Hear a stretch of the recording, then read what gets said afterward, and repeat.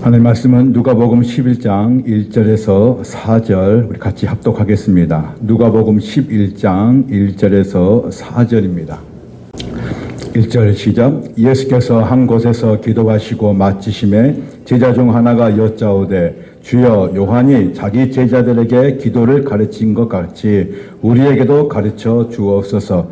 예수께서 이르시되 너희는 기도할 때에 이렇게 하라. 아버지여 이름이 거룩히 여김을 받으시오며 나라가 임하오시며 우리에게 날마다 일용할 양식을 주시옵고 우리가 우리에게 죄지은 모든 사람을 용서하오니 우리의 죄도 사하여 주시옵고 우리를 시험에 들게 하지 마옵소서 하라. 아멘. 우리 지체들과 인사 한번 하겠습니다. 앞뒤로 인사하겠습니다. 주님의 이름으로 사랑합니다. 예, 반갑습니다. 여러분은 이 눈이 내리는, 눈도 많이 내리는 오늘 주일날 이 눈을 헤치고 이 거룩한 예배에 드리기 위해서 오신 성도님들은 정말 예배를 목숨처럼 여기시는 분임을 저는 믿습니다. 여러분 따라하십시오. 예배는 생명이다. 다시 한번 따라하십시오. 예배는 목숨이다. 여러분 목숨처럼 내 목숨처럼 이 예배를 귀하게 여기십시오. 정말 우리 운명이 바꿔지고요. 우리 삶이 바꿔집니다. 제가 늘 강조한 뭐냐면 예배라는 것이 얼마나 중요한지 드리면 드릴수록 진짜 하나님께서 이 예배를 잘 드리는 영혼들에게 그 희망하신 그 하나님의 그 모습이 상상하게 됩니다. 정말 흡족해 하시는 그 하나님의 그 마음을 볼 때가 있습니다. 여러분 오늘 하나님께 주시는 이 말씀을 통해서 함께 서로가 은혜가 되기를 간절히 원합니다. 우리는 예배 때마다 고백하는 주기도문에 대해서 다시 제가 조명하고자 합니다. 우리가 고백하는 주기도문을 너무나 귀중한 의미가 담겨져 있는데도 불구하고 의미 없이 고백하는 경우가 너무나 많습니다. 예수님께서 가르쳐 주신 주기도문의 의미를 안 후에 기도를 하게 되면 훨씬 더 주기도문이 더 가깝게 느껴질 줄로 믿습니다. 그래서 2, 3주간 제가 주기도문에 대해서 정말 심도 있게 깊이 있게 제가 주기도문을 함께 나누고자 합니다. 기도가 무엇인가 하면 불교를 비롯하여 다른 종교에도 기도가 있습니다. 심지어 무속신앙에도 기도라는 것이 있습니다. 그들도 기도하고 우리도 기도한다고 해서 다 같은 기도라 말할 수가 없습니다. 기독교의 기도와 다른 종교의 기독교 사이에는 비교 자체가 불가능한 차이가 있습니다. 그것은 기도의 대상이 다르다는 것을 말할 것도 없고 가장 중요한 차이는 기도하는 목적이 다르다는 것입니다. 제가 오늘 이 말씀을 통해서 준비할 때 제가 우리가 마태복음하고 그리고 누가복음의 이 주기도문, 예수님 가르쳐 기도가 약간 다른다는 것을 제가 미리 말씀드립니다. 무속신앙의 기도는 보통 주술이라고 합니다. 주술은 불행이나 재해를 막으려고 주문을 외우거나 그다음에 술법을 부리는 것을 말합니다. 신들을 달래어서 자신에게 재앙을 내리지 않게 하거나 이미 내려진 화를 거두어 달라고 주문을 외우거나 주술하는 행위를 바로 주술행위라는 것입니다. 그들이 보통 무속신앙에 가는 기도입니다. 그러나 기독교의 기도는 기도의 대상은 유일신 하나님입니다. 진정한 기도가 무엇인지를 알기 위해서는 주기도문을 바로 아는 것입니다. 예수님께서 가르쳐 주신 기도는 마태복음에서 나오는 주기도문과 누가복음에서 나오는 주기도문이 나와 있다는 것입니다. 그러나 이 두 주기도문을 비교해 보면 배경과 구조와 내용이 조금씩 다른 것을 보게 될 것입니다. 그렇다면 우리 같이 한번 먼저 왼쪽에 있는 마태복음에 나와 있는 마태복음 6장 9절에서 10절 나와 있는 주기도문, 보통 우리가 고백하고 있는 이 주기도문입니다. 우리 같이 한번 읽어보겠습니다. 시작. 그러므로 너희는 이렇게 기도하라. 하늘에 계신 우리 아버지여 이름이 거룩히 여김을 받으시오며 나라가 임하오시며 뜻이 하늘에서 이루어진 것 같이 땅에서도 이루어지이다. 오늘 우리에게 일용할 양식을 주시옵고 우리가 우리에게 죄 지은 자를 사하여 준 것 같이 우리의 죄를 사하여 주시옵고 우리를 시험에 들게 하지 마시옵고 다만 악에서 구하시옵소서. 나라와 권세와 영광의 아버지께 영원히 있사옵나이다. 아멘. 자, 이게 마태복음에 나와 있는 주기도문의 버전입니다. 그럼 이제 이번 방금 우리가 읽었던 누가복음의 기도입니다. 시작. 예수께서 이르시되 너희는 기도할 때 이렇게 하라. 아버지여 이름이 거룩히 여김을 받으시오며 나라가 임하오시며 우리에게 날마다 일용할 양식을 주시옵고 우리가 우리에게 죄 지은 모든 사람을 용서하오니 우리의 죄도 사하여 주시옵고 우리를 시험에 들게 하지 마시옵소서 하라. 아멘. 자, 우리 같이 한번 비교해서 읽어볼 때에 약간의 그 차이는 있다는 것을 느끼게 될 것입니다. 그러면 먼저 주기도문이 누가복음에서 주기도문이 생기게 된 배경을 먼저 같이 나누겠습니다. 누가복음 11장 1절에 같이 한번 읽겠습니다. 시작. 예수께서 한 곳에서 기도하시고 마치심에 제자 중 하나가 여짜오되 주여 요한이 자기 제자들에게 기도를 가르친 것 같이 우리에게도 가르쳐 주옵소서 했습니다. 자, 예수님께서 이제 기도를 하고 마치시고 있었습니다. 근데 그 주변에 있던 제자들이 예수님께 한 가지 요청하는데 어떻게 요청하느냐 보시면 주님, 요한이, 그래서 이 요한은 세례 요한입니다. 요한이 자기 제자들에게 기도를 가르친 것 같이 뭐라 했습니까? 우리에게도 우리도 주님의 제자가 아닙니까? 그러니까 우리에게 뭘 가르쳐달라? 주님이 우리에게 가르쳐달라는 기도가 있을 거 아닙니까? 그 기도를 우리에게 가르쳐 주십시오라는 기도를 요청하고 있는 것입니다. 제자들은 요한이 자기 제자들에게 기도를 가르친 것 같이 자기들에게도 기도를 가르쳐달라고 요청했습니다. 이것은 예수님의 제자들이 여태껏 기도를 할 줄 몰라서 말하는 것이 아닙니다. 당시 유대인들은 예수를 믿든지 안 믿든지 기도한 일이 아주 열성적이었습니다. 복음서에 잘 나와 있듯이 유대인들은 금식도 자주 하고 심지어 하루에 3번씩 시간을 내서 정해서 열심히 기도하는 습관이 바로 유대인들입니다. 그걸 보면 다니엘서 1장 10절 보시면 다니엘이 이 조세에 왕의 도장이 찍힌 것을 알고도 자기 집에 돌아가서는 윗방에 올라가 예루살렘을 향한 창문을 열고 전에 하던 대로 하루에 3번씩 무릎을 꿇고 기도하며 그의 하나님께 감사하였다 했습니다. 그러니까 다니엘도 하루에 몇 번씩 기도했습니까? 3번입니다. 그 다음에 시편 55편 17절에 저녁과 아침과 정오에 내가 근심하여 탄식하리니 여호와께서 내 소리를 들으시려다 했습니다. 그러니까 유대인들은 하루에 몇 번씩 기도의 습관을 가졌습니까? 3번입니다. 그러면 제자들도 하루에 3번씩 기도했다는 것입니다. 그러면 이 제자들은 기도를 모르느냐? 그런 의미가 아니라는 것입니다. 근데 제자들은 지금 예수님께 기도를 요한에 했던 그 제자 가르쳐준 그 기도를 우리에게도 가르쳐달라고 요청을 하고 있는 것을 볼 수가 있습니다. 여기에는 아주 특별한 이유가 있는 것입니다. 요한이 자기 제자들에게 기도를 가르친 것 같이 우리에게도 가르쳐달라는 것은 세례 요한을 따르던 어떤 정형화된 기도문이 있다는 것입니다. 이것은 예수님과 세례 요한의 당시 시대적 상황을 대변하는 말입니다. 예수님 당시 유대인들은 로마의 제국을 지배를 받고 있었습니다. 그래서 그들의 마음속에는 구약의 메시아가 와서 이스라엘을 중심으로 하나님의 나라를 실현시킬 것을, 다시 말해서 하나님의 나라를 이루어줄 것을 뭐 하냐면 유대인들은 기대하고 있었던 것입니다. 그런데 그 유대인 속에 안에 이제 파가 있는데 어떤 파가 있냐면 바리새파가 있습니다. 그 다음에 에세네파가 있습니다. 그리고 사두개파가 있습니다. 그러니까 이 파들만큼 서로 다름이 뭐가 있냐면 이 파들에게서 공통점이 뭐냐면 메시아, 다시 말해서 지금 로마의 속국이니까 메시아가 오셔서 하나님의 나라를 이 이스라엘 땅 뭐예요? 이루어지기를 구했다는 것입니다. 그러니까 이들 기도는 정의가 된 그들의 정체성과 그들의 사상이 묻어있는 자신들만의 기도문이 있었다는 것입니다. 그러니까 에세네파는 에세네파 나름대로의 기도문이 있고 사두개파는 사두개파 나름대로의 기도문이 있고 그 다음에 또 하나 어떤 기도입니까? 예, 바리새파. 이 바리새파도 자신 나름대로 정의해야 된 그들만의 기도문이 있었다는 것입니다. 그러면 예수님의 제자들도 누구 제자입니까? 예수님의 제자이기 때문에 우리도 그들처럼 정의가 된 기도문이 우리에게 뭐라고요? 필요하다는 것을 요청하고 있다는 것입니다.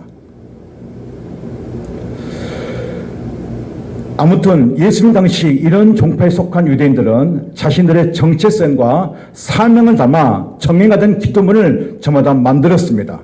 그들은 이 기도문을 부지런히 암송하며 하나님 나라를 도래하기 위해서 자신들이 어떤 역할을 해야 되는지 그걸 가지고 끊임없이 그 기도문을 만들어서 기도를 했다는 것입니다.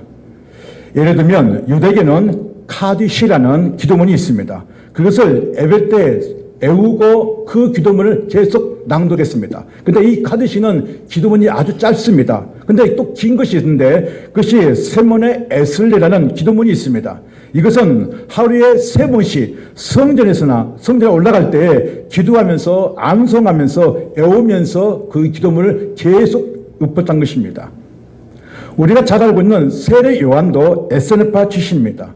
그러므로 자신의 신학과 종말론적인 소망을 담은 기도문을 만들어가지고 이 제자들에게 그것을 가르쳐 주었던 것입니다. 이것이 바로 요한이 자기 제자들에게 기도를 가르친 것 같이 우리에게 가르쳐달라는 그 내용이, 그 배경이 우리 이 본문 안에 있다는 것입니다. 그렇다면 제자들이 예수님께 기도를 가르쳐달라고 하는 말이 무슨 의미인지 우리는 충분히 이해할 수 있습니다.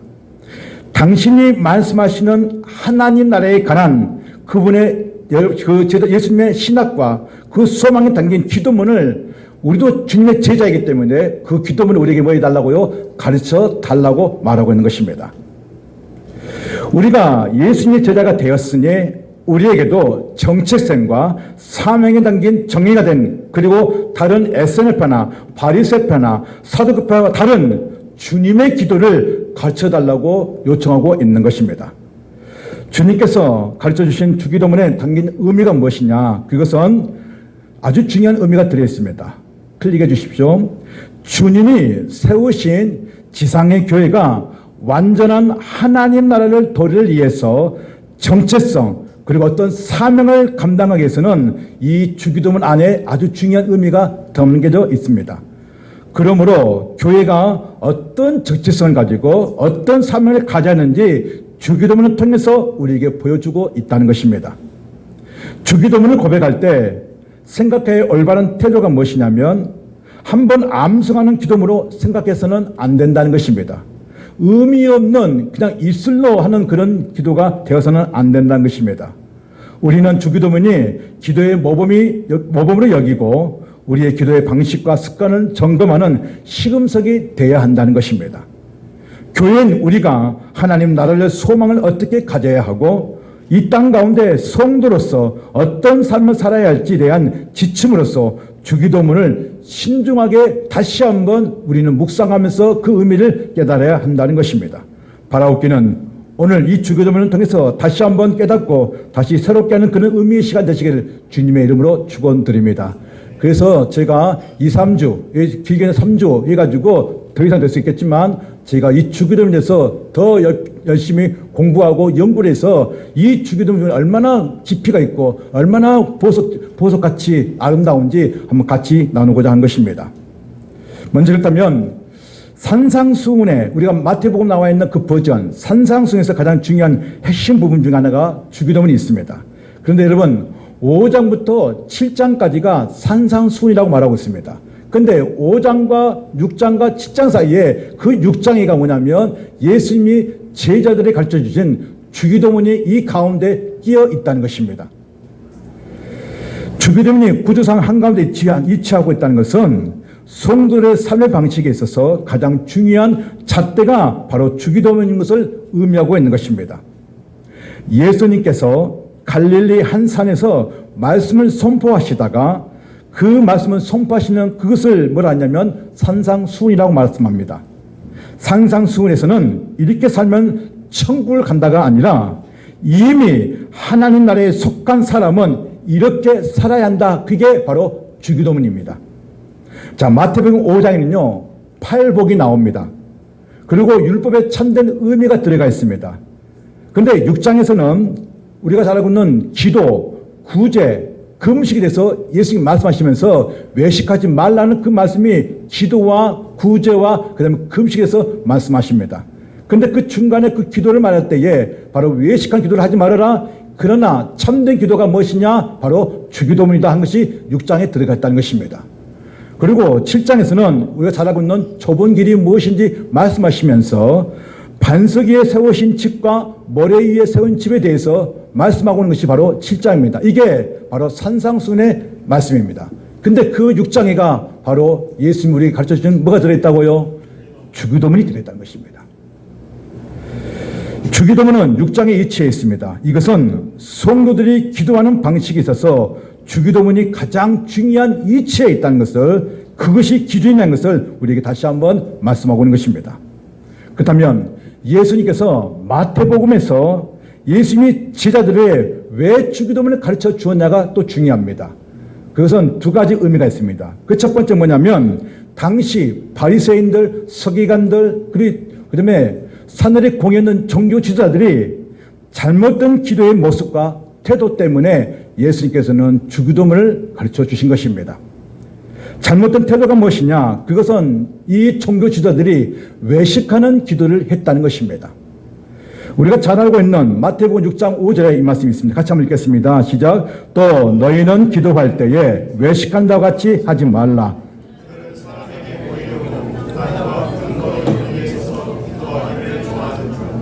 내가 진실로 너희에게 이르노니 그들은 자기 상을 이미 받았느니라. 아멘.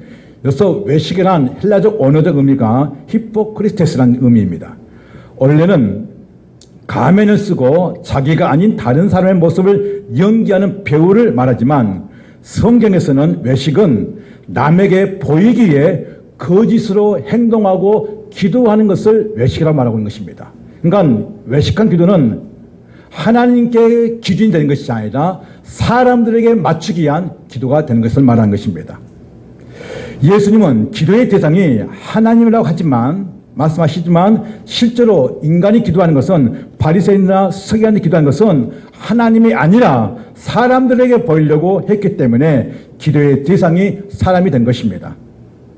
자신이 남과 다른 것처럼 보이기 위해서 외식한 기도를 하는 것을 볼 수 있습니다. 그러므로 예수님께서는 외식하는 서기관들에서 이렇게 말씀합니다. 자, 누가복음 20장 41절 41절 시작. 긴 옷을 입고 다니는 것을 원하며 시장에서 문안받는 것과 회당의 높은 자리와 잔치의 윗자리를 좋아하는 서기관들을 삼가라. 그들은 가부의 자산을 삼키며 외식으로 길게 기도하니 그들이 더 엄중한 심판을 받으리라 하시니라 했습니다. 보시면 외식으로 길게 기도한다는 거예요. 그러니까 예수님은 잘못된 기도를 말씀하시면서 올바른 기도가 무엇인지 또한 가르쳐주고 있습니다. 그런데 이 서기관들의 잘못된 기도가 무엇입니까? 약자인 가부의 자산을 빼앗고 그 다음에 뭐 했어요? 자기를 높이기 위해서 긴 옷을 입고 그리고 기도를 오랫동안 한다는 것입니다. 그런데 기도를 오랫동안 하는데 어디서 하느냐? 사람들이 많이 보는 그 자리에서 뭐예요? 기도를 한다는 것입니다. 자신의 거룩함을 드러내기 위해서, 자신의 의를 드러내기 위해서, 그리고 그런 부분들을 드러내기 위해서 외식한 기도를 예수님께서는 뭐냐면 지적하고 있는 것입니다. 그런데 올바른 기도가 무엇인가를 예수님께서는 다시 말씀하시는데 그 말씀이 마태복음 6장 6절 말씀입니다. 같이 한번 읽겠습니다. 시작. 너는 기도할 때에 내 골방에 들어가 문을 닫고 은밀한 중에 계신 내 아버지께 기도하라. 은밀한 중에 보시는 내 아버지께서 갚으시리라 했습니다. 우리가 기도할 때 가장 신중하고 중요한 부분은 뭐냐면 우리는 그렇지 않습니다. 우리는 누구한테 보이려고 기도를 하지 않습니다. 그러나 우리의 마음의 중심에 항상 중요한 것은 뭐냐면 하나님을 향하는 마음이 있어야 한다는 것입니다. 다시 말해서 우리의 육신은 지금 이 땅에 있습니다. 그렇죠? 우리가 기도할 때 육신은 어디가 있습니까? 이 땅에 있습니다. 그런데 내 영혼은 하나님의 보좌 앞에 올라가서 그 하나님의 그 보좌에 그 위험 있는 하나님 앞에 엎드려 기도하는 것처럼 하라 이 말입니다. 생각해 보십시오. 그 위험이 높으신 번접할 수 없는 하나님 앞에 우리가 서 있을 때에 감히 뻣뻣하게 설 수 있겠습니까? 아니면 엎드리겠습니까? 엎드릴 수밖에 없는 거예요. 감히 하나님을 쳐다볼 수 없는 그런 위험 있는 하나님 앞에 우리가 서 있는 것처럼 우리의 기도하는 모습이 그렇게 바꿔져야 한다는 것입니다. 그러나 종교 지도자는 어떻다고요? 그렇게 하지 않았다는 거예요.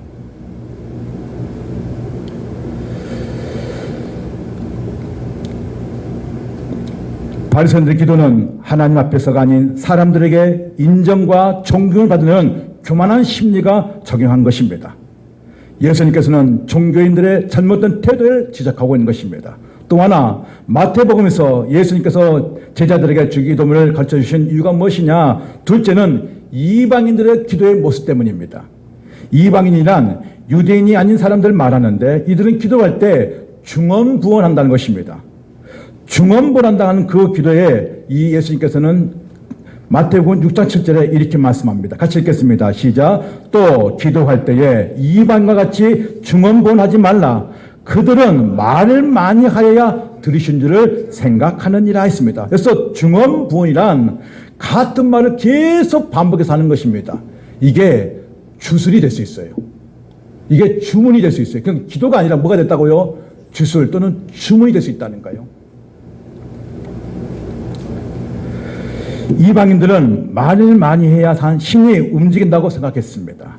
기도의 대상이 하나님이시지만 하나님이 아닌 다른 대상의 기도가 되고 있다는 것입니다. 기도에서 기도의 형식을 찾는다면 의인의 기도와 이방인의 기도가 있습니다. 예수님께서는 외식과 이방인 하는 기도를 통해서 바리새인을 보여주고 그리고 의인의 기도를 통해서 세리의 기도를 예를 들어서 말씀하고 있습니다. 누가복음 18장 10절에서 14절 같이 천천히 읽어보겠습니다. 먼저 10절 시작. 두 사람이 기도하러 성전에 올라가니 하나는 바리새인이요 하나는 세리라. 11절 바리새인은 서서 따로 기도하여 이르되 하나님이여 나는 다른 사람들 곧 토색, 불의, 간음한 자들 같지 아니하고 이 세리와 같이도 아니함을 감사하나이다. 나는 일회에 2번씩 금식하고 또 소득의 11조를 드리나이다 하고 있습니다. 자, 13절입니다. 세리의 기도입니다. 시작. 세리는 멀리 서서 감히 눈을 들어 하늘을 쳐다보지 못하고 다만 가슴을 치며 이르되 하나님이여 불쌍히 여기소서 나는 죄인으로서이다 하였느니라. 내가 너희에게 이르노니 이제 저 바리새인이 아니고 이 사람이 의롭다 하심을 받고 그의 집으로 내려갔느니라. 무릇 자기를 높인 자는 낮아지고 자기를 낮춘 자는 높아지리라. 아멘. 10절과 12절은 바리새인들의 기도예요. 근데 바리새인의 기도는 뭡니까? 나는요 나는 저 사람 같지 않다라고 계속 뭐냐면 비교하는 것입니다. 옳뚱하다는 것이죠. 자기 의를 드러내는 것이죠. 이 바리새인을 예수님께서는 옳지 않는 기도라고 말하고 있습니다. 이게 이방인 기도고 외식한 기도라고 말씀하고 있습니다. 그런데 세리의 기도 어떻습니까? 세리 어떻습니까? 세리 하나님을 감히 쳐다보지 못하는 거예요. 그런데 뭐라고 기도하고 있습니까? 하나님이여 저를 불쌍히 여겨달라고 하십니다. 그러면서 나는 뭐라고 고백하고 있죠? 죄인이라고 고백하고 있습니다. 근데 예수님은 이 두 기도를 통해서 바리새인 기도와 세리의 기도를 통해서 누가 의롭다고 말씀하고 있습니까? 세리의 기도를 의롭다고 말씀하고 있다는 것입니다. 의인의 기도는 주님의 뜻을 따라 주님의 마음으로 하는 기도가 의인의 기도입니다. 반대로 육신의 정욕을 따라 교만과 자기의 자랑의 기도가 이방인의 기도이고 외식하는 기도입니다. 의인의 기도는 하나님의 말씀을 내 마음으로 받아들입니다. 그리고 말씀을 받아 성령을 의지하여 기도하는 것이 바로 의인의 기도입니다.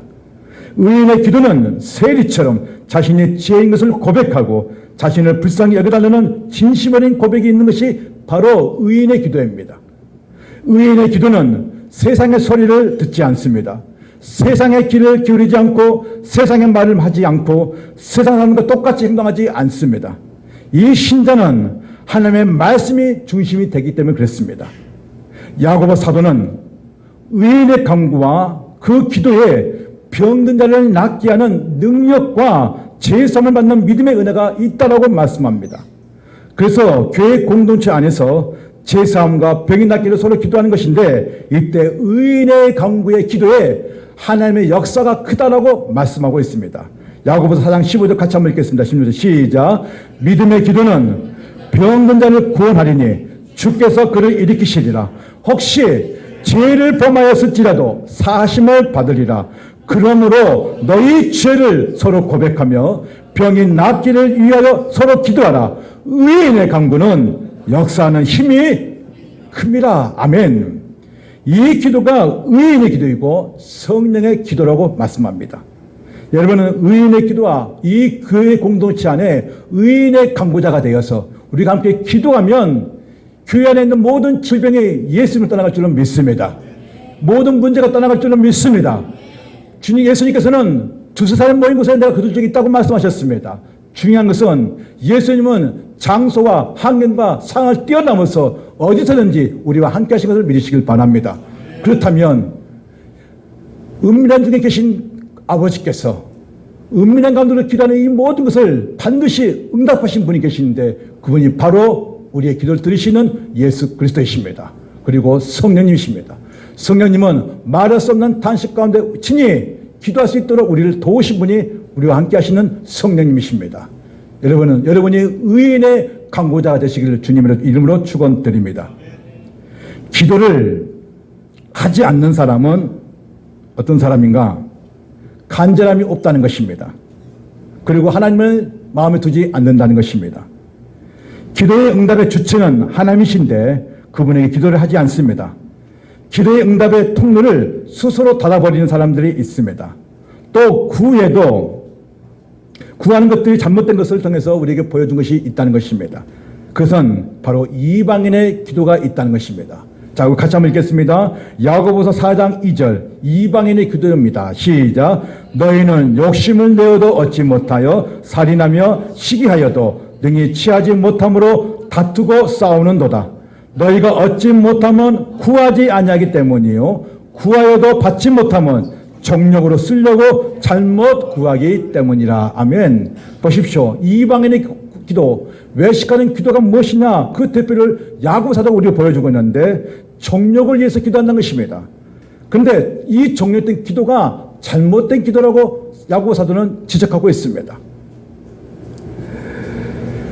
어쩌면 우리의 기도가 이런 기도라고 생각하신다면 우리는 기도를 수정해야 되는 것입니다.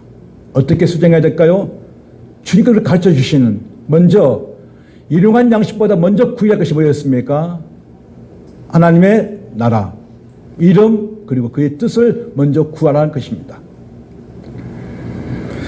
예수님은 이렇게 잘못된 기도의 자세를 바로잡아 주신 후에 바른 기도를 가르쳐 주시는데 그게 바로 마태복음에 기록된 주기도문입니다. 그러므로 누가복음은 주기도문의 역사적인 배경과 신화적인 배경에 초점 맞추고 있다면 마태복음의 기도는 바른 자세와 태도에 초점을 맞추고 있다는 것입니다.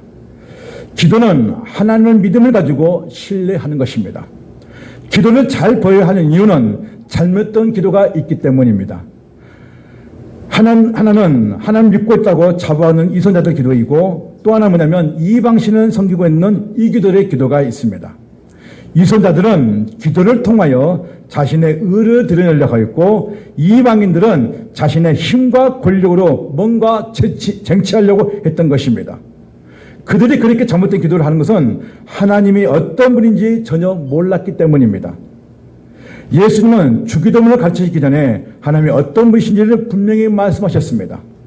이선자들과 관련하여 예수님은 하나님을 은밀히 보고 계신다는 것을 말씀하셨고 그 은밀한 중에 계신 그분이 갚아주신다고 말씀하고 있습니다. 이방인들을 관련하여 하나님은 구하기 전에 너에게 있어야 할 것을 아신다고 예수님께서는 말씀하셨습니다. 그러면 우리가 왜 기도를 해야 할까요? 여러분 우리가 왜 기도를 해야 되느냐? 복잡하게 길게 기도할 것이 할 것 없이 하나님 그냥 알아서 해 주십시오 하고 간단하게 이렇게 기도하는 사람 하면 되는데 왜 우리가 시간을 내서 그리고 작정하는 기도를 가지고 어떤 분은 정말 1시간, 어떤 분은 2시간, 어떤 분은 30분 왜 이렇게 기도를 길게 하느냐는 것이죠. 하나님은 우리의 기도와 상관없이 자신의 뜻을 행하십니다. 우리가 기도한다고 해서 하나님께서 자신의 뜻, 계획을 바꾸신 분이 아닙니다. 그런데 우리가 기도할 때 잘못된 기도를 하기 때문에 예수님은 예수님 뜻대로 우리의 기도를 이루어 가신다는 것입니다. 제가 한 예를 들겠습니다. 자, 내 자녀가 있습니다. 근데 내 자녀가 필요할 때 부모는 뭐가 있습니까? 필요를 채워줍니다. 채워주죠. 근데 그가 구하지 않으면 우리는 내 자녀에게 뭐요? 채워지지 않는 데가 있습니다. 그러면 어때요? 부모는 필요할 때에, 내 자녀가 필요할 때, 구할 때에 부모는 어때요? 그 필요를 채워줍니다. 그런데 한 부모가 이 자녀가 구하지 않는데, 필요를 구하지 않는데 다 해줘 버리면 이 자녀는 아버지에서 어떻게 생각하냐, 부모가 어떻게 생각하느냐, 아, 내가 구하지 않아도 다 해주는구나. 그러면서 무엇을 잃어버리게 되면 부모에 대한 감사를 잃어버리게 된다는 것입니다. 또 하나, 신뢰를 잃어버리게 된다는 것입니다. 그러면 왜 우리가 기도를 해야 되냐? 가장 중요한 것은 따라하십시오. 감사. 뭐라고요? 감사합니다. 두 번째 따릅니다. 신뢰. 하나님을 신뢰하는 거예요. 기도를 한다는 것은 내가 하나님께 감사하는 표현을 것이 기도이고, 또 하나는 하나님을 신뢰한다는 그 믿음을 가지고 구할 때 하나님께서 뭐냐면 응답하신다는 것입니다. 기도를 통해서 하나님께서 행하신 일이 무엇인지 오늘 우리에게 보여주고 있다는 것입니다. 그렇다면 주기도문에 구조가 있는데 그것은 9절과 10절 이렇게 말씀하고 있습니다. 같이 한번 읽겠습니다. 시작. 그러므로 너희는 이렇게 기도하라. 하늘에 계신 우리 아버지여, 이름이 거룩히 여김을 받으시오며 나라에 임하오시며 뜻이 하늘에서 이룬 것 같이 땅에서 이루어지이다. 아멘. 하나님의 뜻과 내 뜻을 담고 있는 주기도문을 제대로 이해하려면 하나님의 뜻에 간구가 먼저 나오고 그 후에 우리의 뜻이 요청이 된다는 것입니다. 하나님의 뜻이 먼저 나온 것은 우선순위의 문제뿐만 아니라 내 뜻에 대한 뜻이 뒤처진 것이 중요하다는 것이 아니라 가장 중요한 것은 기도의 반응이 무엇인가를 가르쳐주기 위해서 하나님의 뜻과 이름과 나라가 먼저 나온다는 것입니다. 기도의 반응을 잃지 말라고 예수님께서는 제자들에게 분명히 가르쳐주고 있다는 것입니다. 근데 여러분, 우리가 기도할 때에 우리의 필요를 먼저 구합니까? 아니면 하나님의 뜻과 나라와 이를 먼저 구합니까? 솔직히 얘기하십시오. 우리의 필요가 가장 먼저 나옵니다. 근데 생각해 보세요. 하나님의 이름과 나라와 뜻은 아무런 관심이 없습니다. 솔직히 말씀하십시오. 그렇습니까? 안 그렇습니까? 웃으신 분은 의미가 있습니다. 주기도문은 우리에게 가르쳐 준 것은 우리가 기도할 때 이름, 나라, 뜻 다음에 그 다음 반이 뭐예요? 일용할 양식이 나오잖아요. 그래 안 그래요? 이것은 제가 다음 주에 풀 건데 왜 먼저 나라의 그 이름과 나라와 뜻을 먼저 예수께서 먼저 구했느냐? 예수 이 땅에 오셨을 때에 회개하라. 천국이 가까이 왔다 말씀하셨습니다. 선포하셨죠? 그러니까 하나님의 나라는 전 우주에 있는 나라도 기지만 그리고 우주 공간의 나라도 기지만 중요한 것은 그 하나님 나라가 이 땅에 임했다는 것입니다. 그러니까 이 땅에 임한 이 하나님 나라가 우리가 주기도문을 통해서 그분의 이름과 그분의 나라와 그 뜻을 우리가 구하면 이 땅에서 이루어져야 할 모든 이러한 양식들이 자연적으로 해결된다는 것입니다. 이해가시면 아멘. 그래서 우리가 무엇을 먹을까, 무엇을 마실까, 무엇을 입을까 뭐 하지 말아라. 먼저 그 나라와 그를, 그럼 이 모든 것 너희에게 이 뜻입니다. 그렇다면 다음 주 제가 그것을 푸는데 가장 중요한 것은 우리의 필요를 물론 중요하지만 이제 기도의 패턴을 바꿀 필요가 무엇이냐? 하나님의 뜻이, 하나님의 이름이, 그분의 나라가 이 땅에 이루어질 수 있도록 우리가 기도를 해야 한다는 것입니다. 다시 말해서 여러분의 가정에 자녀의 문제, 여러분의 경제적인 문제, 이런 모든 문제가 다 있단 말입니다. 그런데 이 문제도 가장 중요한 응답하는 것도 중요하지만 먼저 하나님의 그 마음을 먼저 알고 그분의 기도를 통해서 기도할 때에 이 땅에 자연적으로 이루어지는 하나님 나라가 이루어질 때에 우리가 구했던 그 모든 문제가 자연적으로 해결된다는 것이 예수님의 기도의 순서라는 것입니다. 오늘부터 다시 기도의 반향을 바꾸시길 바랍니다. 이제 기도할 때 하나님 나라가 이 땅에 이루어지기를 원합니다. 저희 가정에 하나님의 뜻이 이루어지기를 원합니다. 라고 먼저 기도하시라는 말입니다. 그리고 다음 뭘 구하라고요? 그다음 우리의 필요를 구하라 이 말입니다. 자, 그렇다면 기도의 근본적인 반영이 나오는데, 보시면 기도는 하나님의 이름이 땅에서 거룩히 받들어지기를 바라는 간청이 있다는 것입니다. 그게 무엇이냐? 우리의 기도의 대상이 어떤 분이신지를 분명히 알라는 것입니다. 자, 마태오 우리가 기도했던 것처럼 여러분 주기도문 처음 시작. 하늘에 계신 우리 아버지 이름이 거룩히 여김을 받으시오며, 이게 뭐냐면 지금 우리가 기도하는 대상이 누구냐는 거예요. 누굽니까? 하나님 것을 분명히 고백하라 이 말입니다. 왜냐? 이 기도 안에, 교회 안에서도 기도를 하는데 하나님 누구신지 모른 채 기도하는 사람이 많기 때문에 예수님께서는 하늘에 계신 아버지를 먼저 고백하라는 것입니다. 다시 말해서 기도의 대상이 뭐라고요? 분명해야 하는 것입니다. 왜요? 왜 기도의 대상이 분명해야 되느냐? 우리의 기도를 들으시고 응답하신 분이 누구시기 때문에, 하나님 때문에 그렇습니다. 우리는 점쟁이처럼 무당처럼 아무 신나 주스라는 그런 기도가 아니란 것입니다.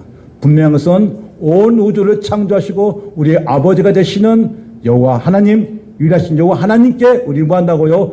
기도를 하는 것입니다. 이게 바른 순서입니다. 둘째, 셋째는 기도는 하나님 나라 통치가 이 땅에 임하도록 해달라는 요청입니다. 셋째, 기도는 하나님의 뜻이 이 땅에 이루어지기를 바라는 강구인 것입니다.